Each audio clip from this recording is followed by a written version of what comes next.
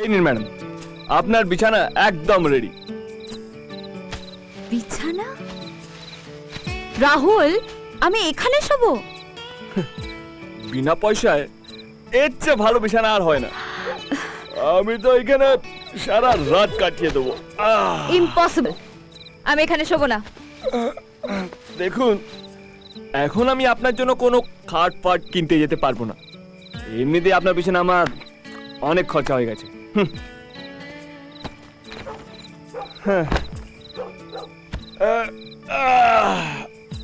আমি জীবনে কোনোদিন এরকম জায়গায় শুইনি। জীবনে কখনো বাড়ি থেকে পালিয়েছেন?